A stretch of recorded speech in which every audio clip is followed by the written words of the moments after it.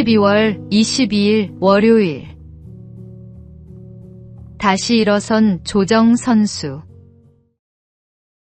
2015년 8월 비무장지대에서 발생한 지뢰 폭발로 하재헌 중사는 두 다리를 잃었습니다. 군복무 중 뜻밖의 사고였고 그 순간 그의 인생은 완전히 멈춘 것처럼 느껴졌습니다. 절망과 분노, 상실감이 하루에도 몇 번씩 교차했습니다. 하지만 그는 그 자리에 머물지 않았습니다. 긴 재활 기간 동안 그는 살아있다는 것의 의미를 다시 배우며 새로운 삶의 방향을 찾기 시작했습니다. 그가 선택한 길은 조정이었습니다. 두 팔로 노를 젓는 단순한 동작 속에서 그는 다시 자유를 느꼈고 포기했던 꿈을 조금씩 되찾았습니다. 몇 년 뒤 그는 장애인 조정 국가대표로 선발되었습니다. 물 위에서 노를 젓는 그의 모습은 패배하지 않는 사람의 상징이 되었습니다. 그는 자신이 잃은 것보다 남겨진 것을 바라보며 삶을 새롭게 써내려가고 있습니다. 우리의 인생에도 예기치 못한 사고와 고통이 찾아옵니다. 그러나 하나님은 그 절망의 순간에도 여전히 일하고 계십니다. 넘어진 자리를 부끄러워하지 말고 그 자리에서 다시 일어서는 믿음을 가지십시오. 하나님은 바로 그때 우리 안에서 새 힘을 일으키십니다. 오늘의 말씀. 의인은 7번 넘어질지라도 다시 일어나려니와 악인은 재앙으로 말미암아 엎드러지느니라. 오늘의 만나. 하나님께서는 우리가 넘어진 곳에서 새로운 시작을 허락하십니다. 오늘도 주님의 힘으로 한 걸음 더 나아가십시오.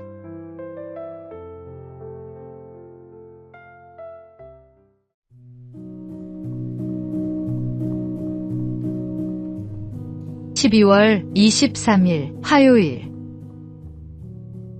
온유함을 닮아가기. 동네 골목에서 어린아이가 친구들에게 맞고 울며 돌아오면 어김없이 날카로운 어머니의 목소리가 들립니다. 이 바보야, 또 맞고 왔어? 나가서 때리고 와. 많은 어른들이 이런 모습으로 아이를 키웁니다. 하지만 그 순간 아이의 마음은 2번 상처를 입습니다. 친구에게 맞은 상처, 그리고 사랑받지 못한 슬픔. 사실 아이가 바라는 건 복수가 아니라 품어주는 위로 한마디입니다. 많이 아팠지? 괜찮아, 엄마가 있잖아. 그 말 한마디면 아이는 다시 웃고 세상을 따뜻하게 배우게 됩니다. 그런데 우리는 종종 어른이 되어서도 똑같은 실수를 합니다. 남편과 다투고 마음의 벽을 세우고 이웃에게 조금이라도 손해를 보면 오랫동안 미움을 품습니다. 그러면서 아이들 앞에서 말합니다. 용서해야지, 착해야지. 온유함은 약함이 아닙니다. 분노를 삼키고 사랑으로 반응하는 것이야말로 진짜 강한 사람의 모습입니다. 예수님이 그 길을 먼저 걸으셨습니다. 그리스도인이 이 세상에서 빛과 향기가 되려면 먼저 그분의 온유함을 닮아야 합니다. 그 온유가 가정의 공기를 바꾸고 이웃의 마음을 녹이며 세상을 아름답게 만듭니다. 오늘의 말씀. 온유한 자는 복이 있나니 그들이 땅을 기업으로 받을 것이며. 오늘의 만나. 온유는 약함이 아니라 힘을 절제할 줄 아는 강함입니다. 주님의 온유함을 닮아가는 것이 참된 성숙입니다.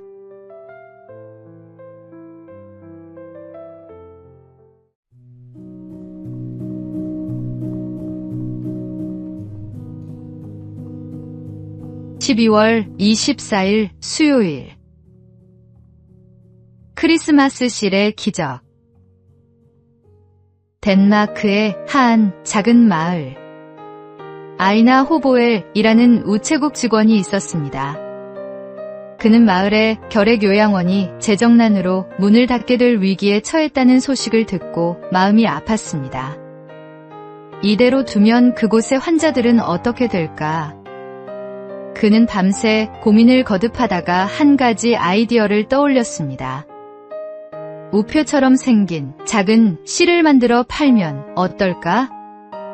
사람들이 부담 없이 살 수 있고 그 돈으로 환자들을 도울 수 있을 거야. 그는 직접 정부에 제안했고 그렇게 해서 세계 최초의 크리스마스 실이 탄생했습니다. 사람들은 기쁜 마음으로 실을 사서 성탄 카드에 붙였고 그 따뜻한 마음들이 모여 요양원은 다시 문을 열 수 있었습니다.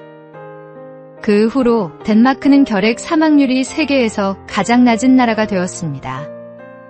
작은 사랑의 실천이 한 나라의 역사를 바꾸었습니다. 사랑은 크기가 아니라 마음의 방향에서 시작됩니다. 다가오는 성탄절. 하나님이 주신 사랑을 한 장의 카드, 한마디의 위로, 한 번의 나눔으로 전해보십시오. 그것이 주님께 드리는 가장 아름다운 선물이 될 것입니다. 오늘의 말씀. 내 이웃을 내 자신과 같이 사랑하라 하신 것이라. 이보다 더 큰 계명이 없느니라. 오늘의 만나.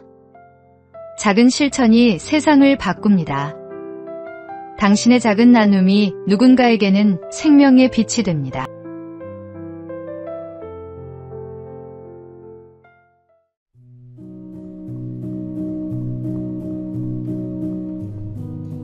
(11월 25일) 목요일.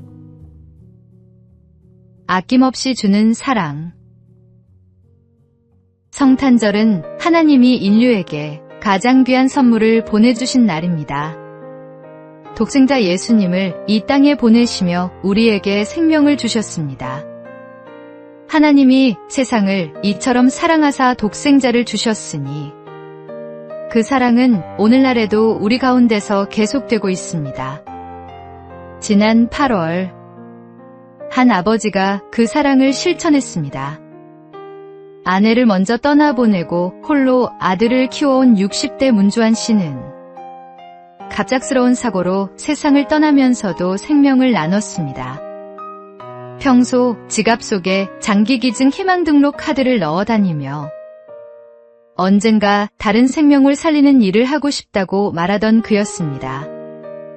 가족들은 그의 뜻을 따라 폐장과 인체 조직을 기증했고 그의 몸은 100여 명의 환자에게 새로운 희망이 되었습니다.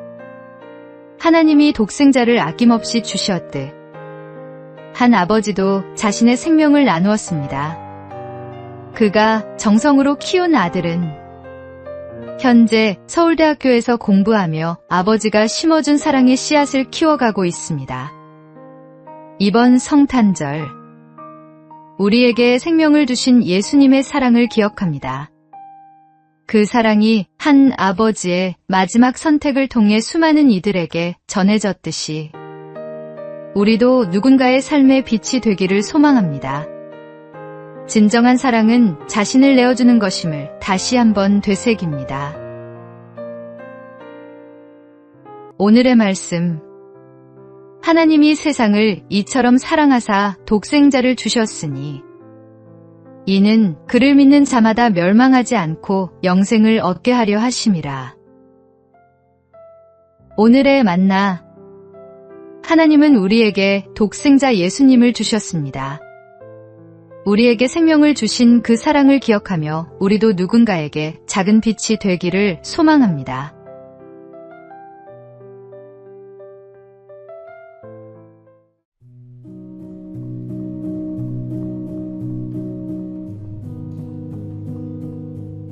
(12월 26일) 금요일. 절제하는 삶. 피너츠 만화 중에 이런 장면이 있습니다. 찰리 브라운이 저녁 사료 2그릇을 들고 와서 스누피에게 말합니다. 내일 하루 종일 집에 없을 거야. 그래서 내일 먹을 것도 함께 준비했으니까 한 그릇만 먹고 다른 한 그릇은 내일까지 남겨두는 거야. 스누피는 고개를 끄덕이며 첫 번째 그릇을 깨끗이 비웠습니다. 그러나 지붕 위에 누워 잠시 눈을 감자 눈앞에 자꾸만 그 남은 한 그릇이 아른거렸습니다. 결국 그는 유혹을 이기지 못하고 남은 음식까지 개걸스럽게 먹어치웠습니다. 그리고 만족스러운 얼굴로 이렇게 중얼거렸습니다. 먹고 나니 기분이 좋군. 만약 아직도 내일이 오지 않았다면 그땐 나 자신이 싫었을 거야. 우리 시대는 오늘을 즐겨라라는 말이 너무도 자연스럽게 들리는 세상입니다. 욕망을 따라 사는 것이 당연한 것처럼 포장되고 절제보다는 쾌락이 지혜처럼 여겨집니다. 하지만 주님은 우리에게 이렇게 말씀하십니다. 누구든지 나를 따라오려거든 자기를 부인하고 자기 십자가를 지고 나를 따를 것이니라. 진짜 자유는 하고 싶은 대로 사는 데 있지 않습니다. 죄를 합리화하는 자유는 결국 스스로를 묶는 사슬이 됩니다. 그리스도 안에서 자기를 다스리는 삶, 그 안에서 누리는 평안이야말로 참된 쉼이며 진정한 자유입니다. 오늘의 말씀, 예수께서 제자들에게 이르시되 누구든지 나를 따라오려거든 자기를 부인하고 자기 십자가를 지고 나를 따를 것이니라.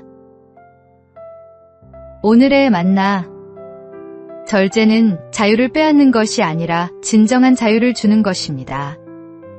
주님 안에서 자기를 다스리는 삶을 살아가십시오.